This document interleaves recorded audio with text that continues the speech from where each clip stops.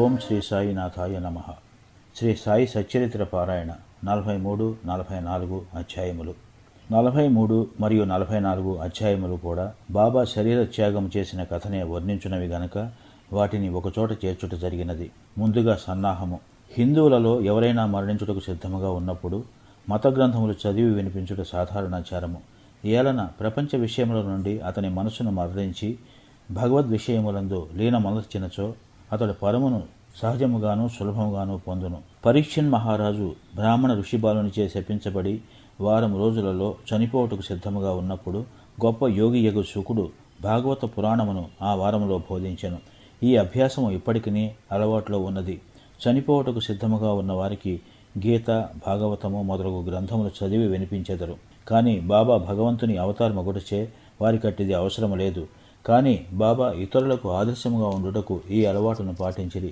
త్వరలో దేహత్యాగం చేయుచున్నామని తెలియగానే వారు వజే అను అతనిని పిలిచి రామ విజయమను గ్రంథమును పారాయణ చేయమనిరి. అతడు వారంలో గ్రంథమును ఒకసారి పఠించెను. తిరిగి దానిని చదువుమని బాబా ఆజ్ఞాపింపగా అతడు రాత్రింబవళ్ళు దానిని చదివి 3 దినములలో 2వ పారాయణం పూర్తి చేసెను. ఈ విధముగా 11 దినములు గడిచెను. అతడు తిరిగి 3 రోజులు చదివి అలసిపోయెను.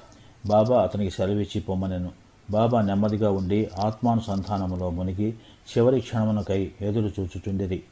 2-3 దినముల ముందు నుండి బాబా గ్రామం బయటకు పోట, భిక్షాటనము చేయుట మొదలగునవి మాని మసీదులో కూర్చుండిరి. చివరి వరకు బాబా చైతన్యంతో ఉండి అందరినీ ధైర్యముగా ఉండుడని సలహా ఇచ్చిరి. వారెప్పుడు పోయేదరో ఎవరికీ తెలియనియ్యలేదు. ప్రతిదినము కాకాసాహెబ్ దీక్షిత్, శ్రీమాన్ బూటియు వారితో కలిసి మసీదులో భోజనము చేయుచుండెడివారు. ఆనాడు అంటే 1918 అక్టోబర్ 15వ తారీఖు హారతి పిమ్మట వారిని వారి వారి బసలకు పోయి భోజనం చేయమనిరి. అయినను కొంతమంది అంటే లక్ష్మీబాయి షిందే, భాగోజీ షిందే, బాయాజీ, లక్ష్మణ్ బాలాషింపి, నానాసాహెబ్ నిమోన్కర్ అక్కడనే ఉండిరి. దిగువ మెట్ల మీద శ్యామ కూర్చుని ఉండెను. లక్ష్మీబాయి షిందేకు 9 రూపాయలను దానం చేసిన పిమ్మట బాబా తనకు ఆ స్థలము అంటే మసీదు బాగా లేదనియు అందుచేత తనను రాతితో కట్టిన బూటి మేడలోనికి తీసుకుని పోయినా అతడ బాగుగా ఉండుననియూ చెప్పాను. ఈ తుది పలుకులు ఆడుచూ బాబా బయాజీ తాత్యా కోతేపై ఒరిగి ప్రాణములు విడిచెను. భాగోజీ దీనిని కనిపెట్టెను. దిగువ కూర్చుని ఉన్న నానాసాహెబ్ నిమోన్కర్కు ఈ సంగతి చెప్పాను. నానాసాహెబ్ నీళ్లు తెచ్చి బాబా నోటిలో పోసెను. అవి బయటకు వచ్చెను. అతడు బిగ్గరగా ఓ దేవా అని అరిచెను. అంతలో బాబా కంట్లు తెరిచి మెల్లగా ఆ అనెను. బాబా తన భౌతిక శరీరమును విడిచిపెట్టానని తేలిపోయాను. బాబా సమాధి చెందిన సంగతి షిరిడీ గ్రామంలో కార్చిచ్చు వ్యాపించెను. ప్రజలందరూ స్త్రీలు, పురుషులు, బిడ్డలు మసీదుకు పోయి ఏడవసాగిరి. కొందరు బిగ్గరగా ఏడ్చిరి. కొందరు వీధులలో ఏడ్చుచుండిరి. కొందరు తెలివి తప్పి పడిరి. అందరి కండ్ల నుండి నీళ్లు కాలువల వలె పారుచుండెను. అందరూ విచారగ్రస్తులైరి. కొందరు సాయిబాబా చెప్పిన మాటలు జ్ఞాపకం చేసుకున్న మొదలెడిరి. మున్ముందు 8 ఏండ్ల బాలునిగా ప్రత్యక్షమయ్యేదనని బాబా తమ భక్తులతో చెప్పిరని ఒకరనిది. ఇవి యోగీశ్వరుని వాక్కులు గనక ఎవరినూ సందేహింపనక్కర్లేదు. ఏలన కృష్ణావతారంలో శ్రీ మహావిష్ణువు ఈ కార్యమే ఎనర్చెను. సుందర శరీరంతో ఆయుధములు గల చతుర్భుజములతో శ్రీకృష్ణుడు దేవకీదేవికి కారాగారమున 8 ఏండ్ల బాలుడిగానే ప్రత్యక్షమయ్యను. ఆ అవతారమున శ్రీకృష్ణుడు భూమి భారమును తగ్గించెను. ఈ అవతారము అంటే సాయిబాబా అవతారము భక్తులను ఉద్ధరించుటకే వచ్చినది కనుక సంశయింప కారణమేమున్నది? యోగుల జాడ అగమ్య గోచరములు. సాయిబాబాకు తన భక్తులతోడి సంబంధం ఈ ఒక్క జన్మతోడిదే కాదు, అది గడచిన 72 జన్మల సంబంధం. ఇట్టి ప్రేమ బంధములు కలిగించిన ఆ మహారాజు సాయిబాబా ఎచ్చడికో పర్యటనకై పోయినట్లు అనిపించుట వలన వారు శీఘ్రముగానే తిరిగి వత్తురను దృఢ విశ్వాసము భక్తులకు కలదు. బాబా శరీరము ఎట్లు సమాధి చేయవలనన్న విషయము గొప్ప సమస్య ఆయను. కొందరు మహమ్మదీయులు బాబా శరీరమును ఆరుబయట సమాధి చేసి దానిపై గోరీ కట్టవలనని అనిరి.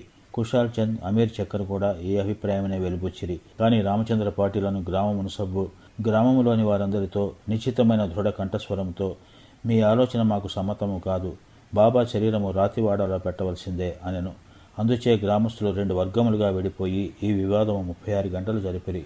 బుధవారం ఉదయం గ్రామంలోని జ్యోతిష్కుడును శ్యామకు మేనమామయ్యను అగు లక్ష్మణ్ మామా జోషికి బాబా స్వప్నంలో కనిపించి చెయ్యి పట్టి లాగి ఇట్లనెను.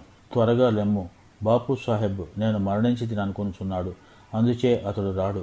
నీవు పూజ చేసి కాకడహారతిని ఎమ్ము. లక్ష్మణ్ మామ సనాతనాచార పరాయణుడైన బ్రాహ్మణుడు. ప్రతిరోజు ఉదయం బాబాను పూజించిన పిమ్మట తక్కిన దేవతలను పూజించుచుండెడివాడు. అతనికి బాబా యందు పూర్ణ భక్తి విశ్వాసములుండెను. ఈ దృశ్యమును చూడగానే పూజా ద్రవ్యముల పళ్ళెమును చేత ధరించి మౌల్వీలు ఆటంకపరుచుతున్నను పూజను హారతిని చేసిపోయాను. మిట్ట మధ్యాహ్నం బాపు సాహెబ్ జోగ్ పూజా ద్రవ్యములతో అందరితో మామూలుగా వచ్చి మధ్యాహ్న హారతిని నెరవేర్చాను. బాబా తుది పలుకులను గౌరవించి ప్రజలు వారి శరీరమును వాడాలో ఉంచుటకు నిశ్చయించి అతడి మధ్య భాగమును తవ్వుట ప్రారంభించిరి. మంగళవారం సాయంకాలం రహతా నుండి సబ్ ఇన్స్పెక్టర్ వచ్చెను. ఇతరులు తక్కిన స్థలముల నుండి వచ్చిరి. అందరూ దానిని ఆమోదించిరి. ఆ మరుసటి ఉదయం అమీర్ భాయ్ బొంబాయి నుండి వచ్చెను. కోపర్గాం నుండి మామలతదారు వచ్చెను. ప్రజలు భిన్నాభిప్రాయాలతో ఉన్నట్లు తోచెను. కొందరు బాబా శరీరమును బయటనే సమాధి చేయవలెనని పట్టుబట్టిరి. కనుక మామలతదారు ఎన్నిక ద్వారా నిశ్చయించవలనని అనుకునెను. వాడాను ఉపయోగించుటకు 2 రెట్ల కంటే ఎక్కువ ఓట్లు వచ్చాను. అయినప్పటికీ జిల్లా కలెక్టర్తో సంప్రదించవాలని అతడనెను. కనుక కాకాసాహెబ్ దీక్షిత్ అహ్మద్నగర్ పోటుకు సిద్ధపడెను. ఈ లోపల బాబా ప్రేరేపణ వల్ల రెండవ పార్టీ యొక్క మనస్సు మారెను. అందరూ ఏకగ్రీవముగా బాబాను వాడాలో సమాధి చేయుటకు అంగీకరించిరి. బుధవారం సాయంకాలం బాబా శరీరమును ఉత్సవంతో వాడాకు తీసుకుని పోయిరి. మురళీధరుని కొరకు కట్టిన చోట శాస్త్రోక్తంగా సమాధి చేసిరి. యథార్థముగా బాబాయే మురళీధరుడు. వాడా దేవాలయమయ్యను. అది ఒక పూజామందిరమాయను. అనేక మంది భక్తులు అతడికి పోయి శాంతి సౌఖ్యములు పొందుచున్నారు. ఉత్తర క్రియలు బాలాసాహెబ్ భాటే ఉపసనీ బాబా నెరవేర్చిరి. ఉపసనీ బాబా బాబాకు గొప్ప భక్తుడు. ఈ సందర్భంలో ఒక విషయం గమనించవలెను. ప్రొఫెసర్ నాట్య కథనం ప్రకారము బాబా శరీరము 36 గంటలు గాలి పట్టినప్పటికీ అది బిగిసిపోలేదు. అవయవములన్నీ సాగుచుండెను. బాబా కఫనే చింపకుండా సులభంగా తీయగలిగిరి. ఇటుకరాయి విరుగుట. బాబా భౌతిక శరీరమును విడుచుటకు కొన్ని దినముల ముందు ఒక దుశ్శకునమయ్యను. మసీదులో ఒక పాత ఇటుక ఉండెను. బాబా దానిపై చెయ్యి వేసి ఆనుకుని కూర్చుండేవారు. రాత్రులందు దానిపై ఆనుకుని ఆసనస్థులగుచుండిరి. అనేక సంవత్సరములు ఇట్లు గడిచెను. ఒకనాడు బాబా మసీదులో లేనప్పుడు ఒక బాలుడు మసీదును శుభ్రపరచుచు దానిని చేతితో పట్టుకుని ఉండగా అది చేతి నుండి జారి కింద పడి 2 ముక్కలైపోయాను. ఈ సంగతి బాబాకు తెలియగానే వారు మిగుల చింతించి ఇట్లని ఏడ్చిరి. ఇటుక కాదు, నా అదృష్టమే ముక్కలు ముక్కలుగా విరిగిపోయినది. అది నా జీవితపు తోడు నీడ. దాని సహాయం వల్లనే నేను ఆత్మానుసంధానం చేయుచుండెడి వాడను. నా జీవితమునందు నాకెంత ప్రేమయో దాని యందు నాకంత ప్రేమ. ఈ రోజు అది నన్ను విడిచినది. ఎవరైనా ఒక ప్రశ్న అడగవచ్చును, బాబా నిర్జీవియగు ఇటుక కోసం ఇంత విచారపడనేలా? అందులకు హేమట్ పంత్ ఇట్లు సమాధానమిచ్చెను. యోగులు బీదవారికి నిస్సహాయాలకు సహాయం చేయుటకే అవతరించెదరు. వారు ప్రజలతో కలిసి మసలినప్పుడు ప్రజల వలె నటింతురు. వారు మనవలే బాహ్యమునకు నవ్వెదరు, ఆడెదరు, ఏడ్చెదరు. కానీ లోపల వారు శుద్ధ చైతన్యులై వారి కర్తవ్య విధులను ఎరుగుదురు. 72 గంటల సమాధి. ఇటుక విరుగుటకు 32 సంవత్సరములకు పూర్వము అనగా 1886 సంవత్సరములో బాబా సీమోల్లంఘనము చేయ ప్రయత్నించెను. ఒక మార్గశిర పౌర్ణమి నాడు బాబా ఉబ్బసం వ్యాధితో మిక్కిలి బాధపడుచుండెను. దానిని తప్పించుకొనుటకై బాబా తన ప్రాణమును పైకి తీసుకుని పోయి సమాధిలో ఉండవలని అనుకుని భక్త మహాసపతితో ఇట్లందిరి, నా శరీరమును 3 రోజుల వరకు కాపాడము.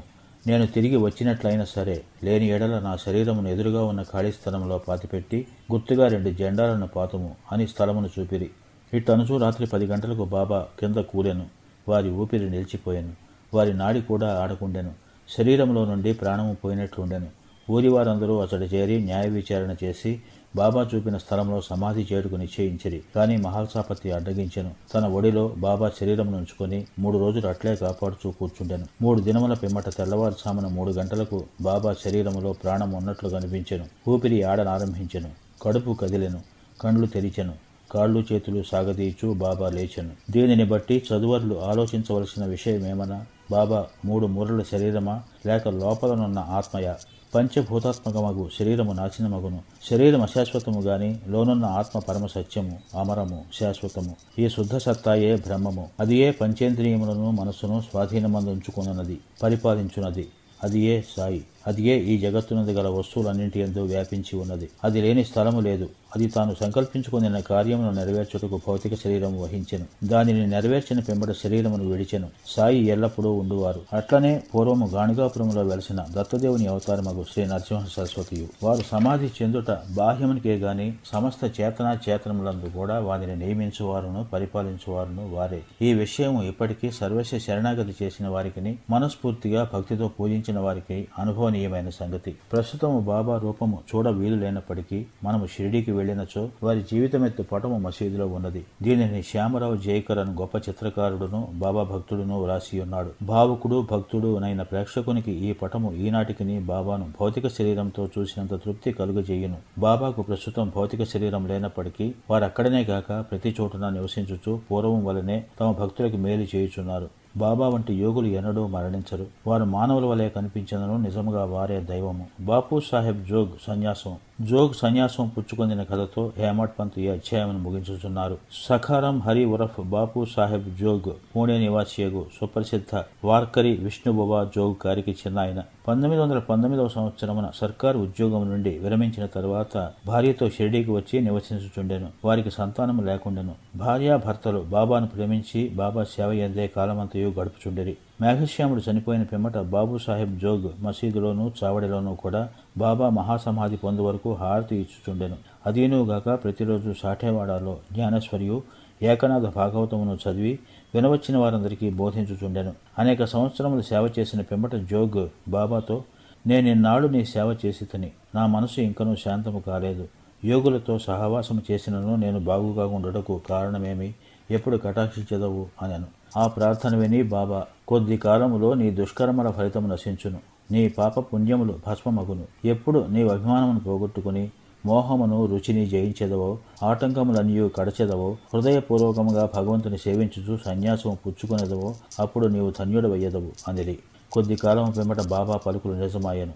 అతని భార్య చనిపోయాను. అతనికి ఇంకొక అభిమానం ఏదియో లేకుండాడిచి అతడు స్వేచ్ఛాపరుడై సన్యాసమును గ్రహించి తన జీవిత పరమావధిని పొందెను. అమృత తుల్యమగు బాబా పలుకులు. దయా దాక్షిణ్యమూర్తియగు సాయిబాబా పెక్కుసార్లు మసీదులో ఈ దిగువ మధుర వాక్యములు పలికిరి. ఎవరైతే నన్ను ఎక్కువగా ప్రేమించెదరో వారు ఎల్లప్పుడూ నన్ను దర్శించెదరు. నేను లేక ఈ జగత్తంతయో వానికి శూన్యము. నా కథలు తప్ప మరేమియో చెప్పడు. సదా నన్నే ధ్యానము చేయును. నా నామమునే ఎల్లప్పుడూ జపించుచుండును. ఎవరైతే సర్వస్వ శరణాగతి చేసి నన్నే ధ్యానింతురో వారికి నేను రుణస్థుడను. వారికి మోక్షమునిచ్చి వారి రుణము తీర్చుకునేదను. ఎవరైతే నన్నే చింతించుచు నా గూర్చియే దీక్షతో ఉందరో, ఎవరైతే నాకు అర్పించినదే ఏమియో తినరో అట్టి వారిపై నేను ఆధారపడి ఉందును. ఎవరైతే నా సన్నిధానముకు వచ్చేదరో వారు నది సముద్రంలో కలిసిపోయినట్టు నాలో కలిసిపోదురు. కనుక నీవు గర్వము అహంకారము లేశమైనా లేకుండా నీ హృదయములో ఉన్న నన్ను సర్వస్వ శరణాగతి వేడవలను. నేను అనగా ఎవరు సాయిబాబా ఎన్నోసార్లు బోధించిరి. వారిట్లనిరి, నన్ను వెలుకుటకు నీవు దూరము గాని మరెచటికి గాని పోనక్కర్లేదు. నీ నామము నీ ఆకారము విడిచినచో నీలోనే గాక అన్ని జీవులలోనూ చైతన్యము లేదా అంతరాత్మ అని ఒకటి ఉండును. అదే నేను. దీనిని నీవు గ్రహించి నీలోనే గాక అన్నింటిలోనూ నన్ను చూడము. దీనిని నీవు అభ్యసించినచో సర్వవ్యాపకత్వం అనుభవించి నాలో ఐక్యం పొందెదవు. హేమట్ పంత్ చదువులకు ప్రేమతో నమస్కరించి వేడునదేమనగా, వారు వినయ విధేయతలతో దైవమును, యోగులను, భక్తులను ప్రేమింతురుగాక. బాబా పెక్కుసార్లు, ఎవరైతే ఇతరులను నిందించుదురో వారు నన్ను హింసించిన వారగుదురు. ఎవరైతే బాధ అనుభవించేదరో ఓర్చుకుందరో వారు నాకు ప్రీతి కూర్చెదరు అని చెప్పిరి కదా. బాబా సర్వ వస్తుజీవ సముదాయములో ఐక్యమై ఉన్నారు. భక్తులకు నలుపక్కలా నిలిచి సహాయపడెదరు. సర్వ జీవులను ప్రేమించడు తప్ప వారు మరేమియూ కోరరు. ఇట్టి శుభమైన పరిశుభ్రమైన అమృతము వారి పెదవుల నుండి స్రవించుచుండెను. హేమట్ పంత్ ఇట్లు ముగించుచున్నారు. ఎవరు బాబా కీర్తిని ప్రేమతో పాడెదరో, ఎవరు దానిని భక్తితో వినిదరో, ఉభయులను సాయిలో ఐక్యమగుదురు. ఓం శ్రీ సాయినాథాయ నమః. 43, 44 అధ్యాయములు సంపూర్ణం. శుభం భవతు. श्री सच्चिदानंद सद्गुरु साईनाथ महाराज की जय।